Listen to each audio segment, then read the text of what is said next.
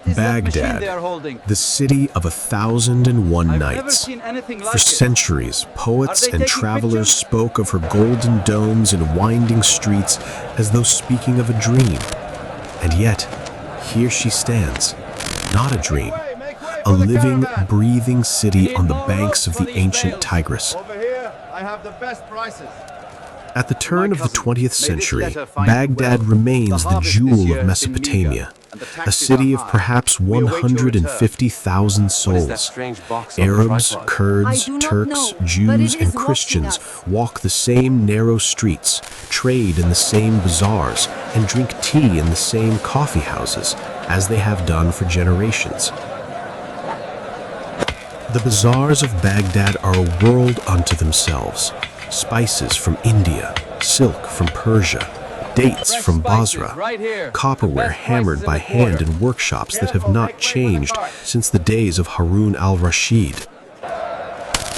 The merchants call to passing strangers, as merchants have always done in this ancient land. The Tigris River cuts through the heart of the city like a slow ground artery. Wooden boats drift lazily beneath the old bridge. Fishermen cast in nets at dawn. Women carry water from the riverbank. Life here moves at the pace of the current, unhurried, unchanging, eternal. Baghdad is still a city of flat rooftops and narrow alleyways, of minarets rising above mud brick walls, of donkeys carrying loads through streets too narrow for any cart. The Ottoman flag flies above the governor's palace, for this city belongs to the Sultan in Constantinople, at least for now.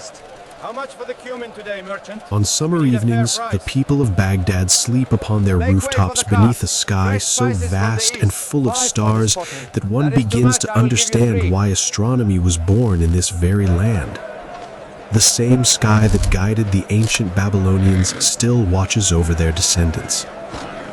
There are no motorcars here, no electric lights, no telegraph poles lining the avenues. The modern world has not yet arrived.